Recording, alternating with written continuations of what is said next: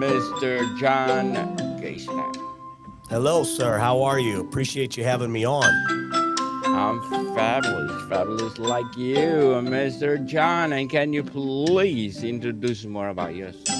Sure. So I've been coaching. I'm from Tampa, Florida. Been coaching children for about 43 years and teaching the martial arts. And the book was really an expansion of what I wanted to do beyond my four walls. Things such as teaching children confidence, self-esteem, um, affirmations, positive talk, how positive talk leads into affirmations, visualization. How do we deal with negative peer pressure? How do the difference of understanding that my self-esteem helps with my direction and my self-discipline. So it's just kind of like, what can I do that I've always been doing for 43 years on inside my academy? How can I expand that beyond those four walls? And that was the purpose of the book, is really to get out there and do that. And now we're working on a parent's guide. The second book will be a parent's guide to helping children live their best life by embracing all these characteristics and chapters that are in there, about 17 chapters. Um, and really just expand upon that. Then we're also going to supplement that with an online course that has downloads, videos, and everything involved to give more of a personal interaction and almost in a live tutorial type setting. So pretty excited about all this and sharing that with people. Mr. John Geyston, thank you so much for sharing your knowledge to the world. Why did you feel it was important to focus on empowering kids and building self confidence? Yeah. Well, I think it's definitely, I think our confidence is our number one tool, right? And if you ask a young child what he wants to be, you ask a 4 or 5 year old what he wants. The things that he says, that he or she says, are just these big dreams. And then when you start talking to them like at third or fourth grade, these dreams have become smaller. And I truly believe that's because we're in a society, even with our friends in school, that someone's going to laugh at us or make fun of that, or you start conforming your dreams to fit in. And, I think confidence is some of that. And it's the most powerful tool that we have. And I always say my intention when I start, and it wasn't when I started my academy, but I would say probably about 13, 14 years into my academy, I realized my mission was, I want to be the person I needed when I was 9 years old and struggling with my own self-esteem and my own confidence. And I realized what martial arts did for me and what my coaches and my instructors did for me. So we wanted to, like, that became my mission. That became my more of my focus. Yes, we want to teach all incredible techniques, but at the end of the day, a child has to believe in himself a lot more than they're ever going to hopefully have to get out of a headlock. Indeed, Mr. John, totally agree with you. And what age group is the journal best suited for and why? Yeah, well, when I originally wrote it, that's a great question. When I originally wrote it, 8 to 12 year olds is what we had intentionally intended the book for. But we do have some 5 and 6 year olds that have read it, and it's interesting to me. My uncle, who I did not know until my adult life, my family was kind of separated from my father's side of the family, and he wrote me, and my aunt had bought him the book, and he called me and he said, "Johnny, I wish someone would have had a book like this." And now, so he's 78 years old. He writes me or calls me and tells me, "I just read your book. What an amazing book. I wish someone would have had this in my hand when I was 12 years old. My life would have been completely different and probably at a higher level of success." And I'm thinking to myself, okay, so I have adults that are telling me they're getting something out of it, but the mission of that was to focus on that 8 to 12 year old. And obviously, there's, like I said, 5 and 6. We've had great compliments from parents who have 5 and 6 year olds that are reading the book, and they're working with them on the book. And it does have some, at the end of every chapter, there is activity questions to engage in thought. So we're hearing it from everybody, all the way down to, I have to share this story. My wife's grandmother is 93 years old, and she was on a trip, and someone had my book in the car, and she read it, and she goes, "This is amazing." John wrote this. And, so I don't know if there's any, I think all the information, obviously the reading level, I would say is 8 to 12, but I think the information is ageless. It's going to help all of us. It's stuff that we need to, as an adult, maybe we've never heard, or maybe we need to be reminded of. Mr. Gunn, how does this journal differ from other self-help books or journals for children? Yeah, I think for me, um, my intentions was to put it in some type of chronological order that cohesively came together, right? And I think the order of it, but also the activity sheets that we put at the end of every chapter. Because if I read something, but I don't reflect on it, I don't think about it, or I don't figure out how to apply that in my life, it's just information. And we want it to be, I do not conform to the ideal that knowledge is power. I believe it is potential power as long as we know how to apply the knowledge that we've gotten. So with me, I wanted to make sure at the end of every chapter there was activity sheets and things that we could to offer them to get them to increase their understanding of what they just read and how can I apply that in my life. Yes, indeed. How would you apply it to your life itself? So let's talk about the content and structure. Can you walk us through how the journal is structured? How the journal is, and I'm sorry, can you say that again? How is the journal is structured?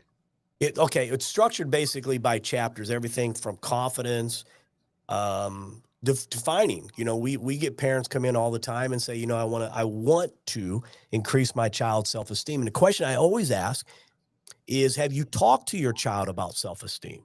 And I would say 9.5 out of 10 times they have not, because they didn't know how to talk to their child about this. So we structured this book in a sense that it explains not only what it is, but why it's important in their life. And again, as I said, with the activity sheets at the end of it, to think about everything that they just read.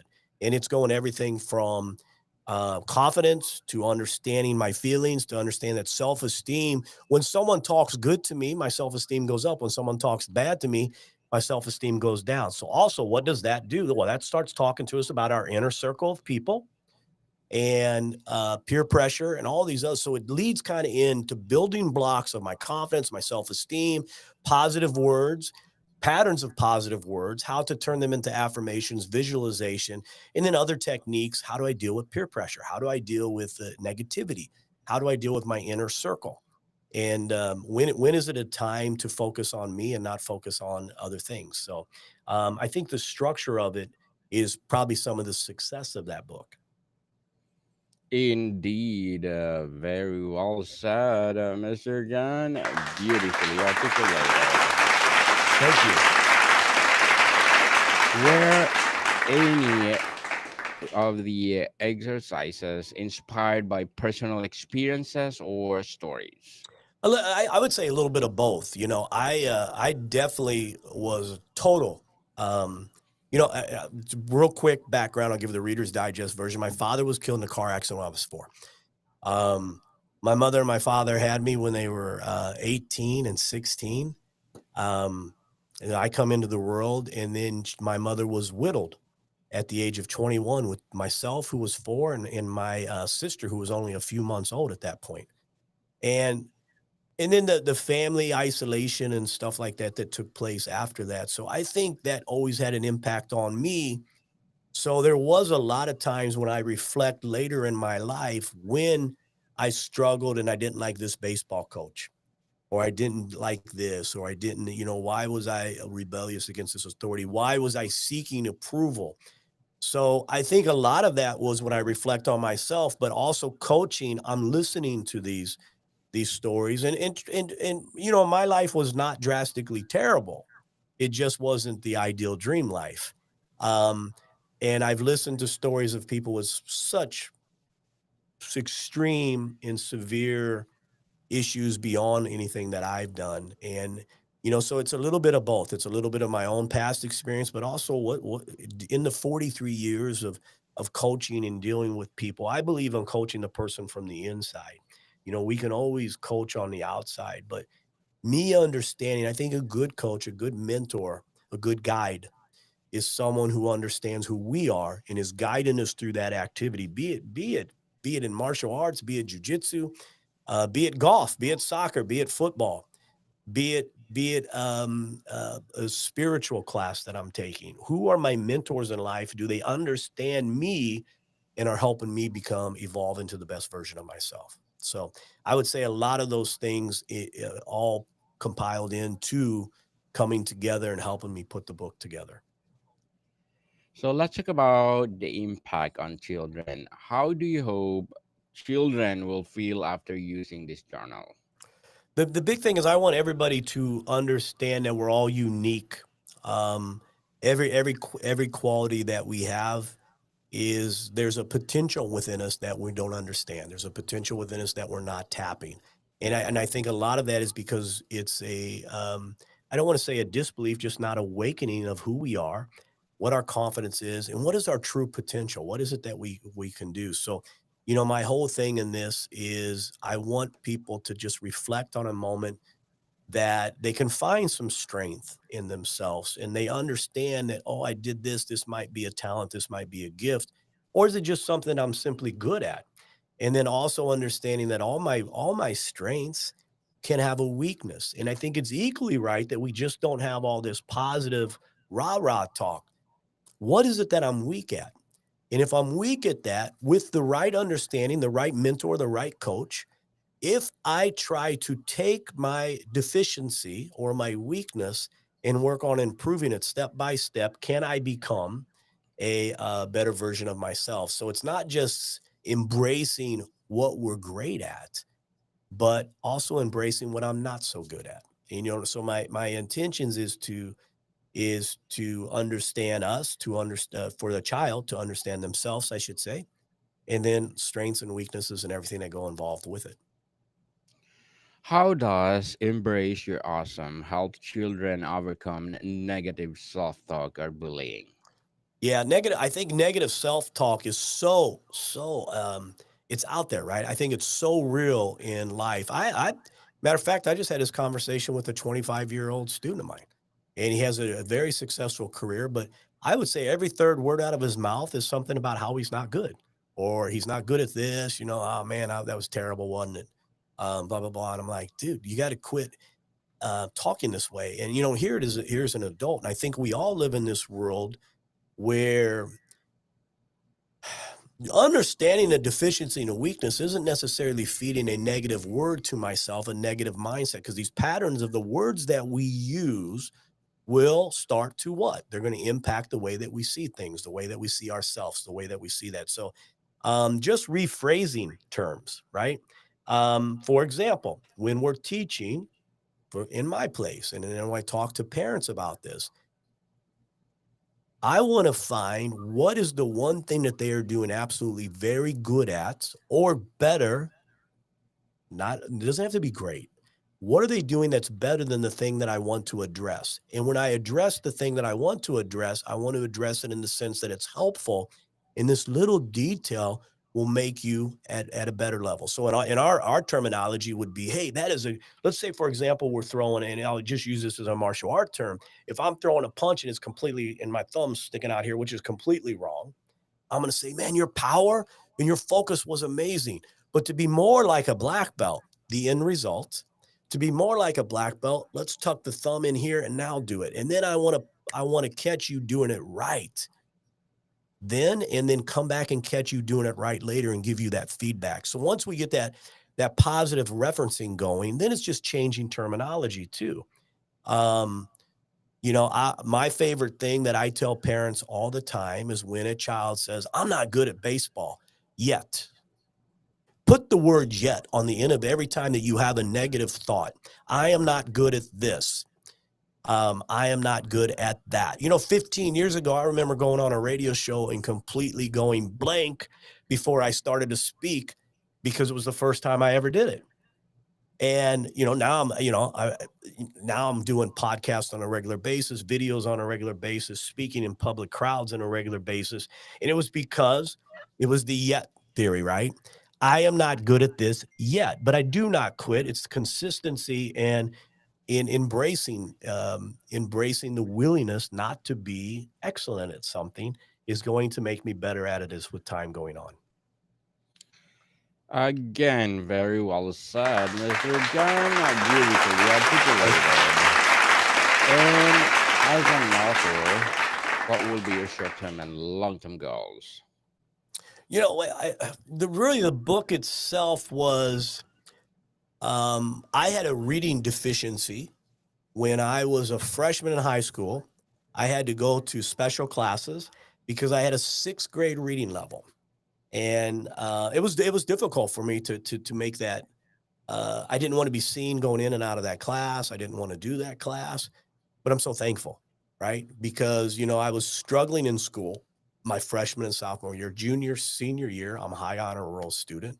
College, I did extremely well, carried a high GPA, and so just by that alone was that getting better at that. So writing a book, and I actually in there thank the lady, and I've done everything I can to reach contact with her, but I know nobody knows who the teacher was. But I give her kudos for that because she talked with me, not at me, and she developed my reading skills and allowed me to do what I do. So writing the book first was to overcome that weakness that I had earlier in my life and to say, okay, we've done this. And that's that same thing as I just want to extend that message way beyond my four walls because I know what we're doing in the academy. And, I have a 35-year-old student that hasn't trained with me since they're now 35. She's a mother, she has children, and she just wrote me the other day and says, I'm going to be in Tampa area and I would love to come and see you. Now, she was a student of mine when we were in Illinois. And to have her update me on her life and things and tell me that we've made a difference, that is, to me, that's totally the most how do I want to say, heartwarming achievement, kudos. I would rather have that than a paycheck. And so I think to extend that beyond my four walls and to make that impact with somebody, that really was the whole purpose of the book, and where I hope it continues. And we're going to try to expand upon that with the online programming, coaching, and weekly things in our community where we can go on and give an activity for the week to parents, like a positive reference jar where positive words, we pose the positive words out and how we're going to put that in our vocabulary that week and things like this. So just expanding that message and really making an impact greater than we were able to make just in our four walls. Good luck to your goals, Mr. John, and looking for more and more Thank you. empowering books like this to come. Let's talk about the personal touch of the book itself. What does awesome mean to you personally? Well, awesome. I think obviously is this word that we use all the time, but to me, it's potential. It is, if I can tap into my potential and do something beyond my comfort zone. We got this comfort zone that's right here, right? And I always say the magic happens. Whoops, I'm sorry. The magic happens on the outside, not on the inside of my comfort. So what can I do to start leaning on that wall? So when I say that is let's embrace that. And if I fail, failure is a part of success. It's not a definition, a permanent definition or a labeling. It is a part of success. So with me, that's the embracing the awesome is all those things kind of combined, not just the rah rah, and it's reaching in and understanding this potential, leaning into that, and understanding struggle and failure and falling short of a goal is a part of success. Indeed. Totally agree with you, Mr. John. But before we wrap up our discussion for today, I'm inviting you to please do listen to my other podcast, people, because my abstract essay is already in fifth season, abstract poetry in second season, book 101 review in fifth season, and comedy 101 in its second season.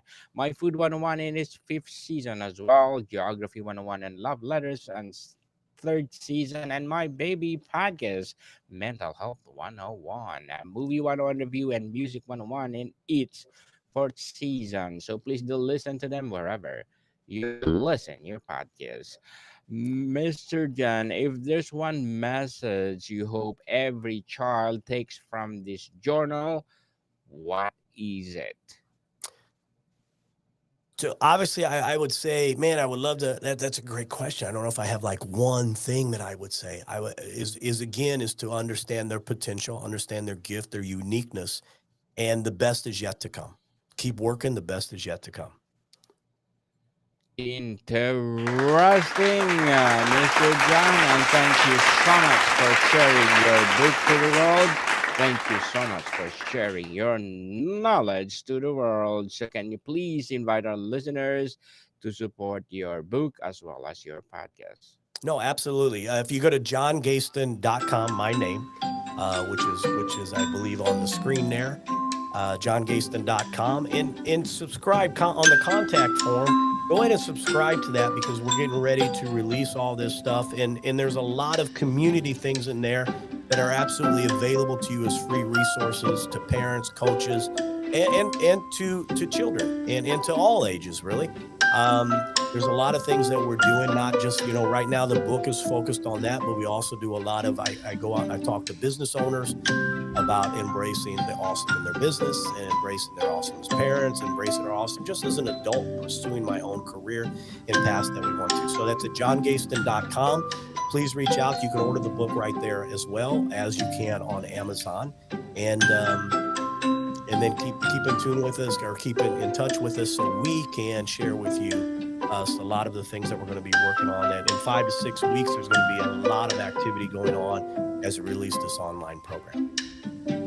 Yes, people, let's support Mr. John Geyston because if you support him, more and more and more empowering books to come, more and more empowering episodes to come. So, Mr. John, thank you so much for your time. Thank you. I appreciate it. Thank you for having me on. More to come, people. See you soon.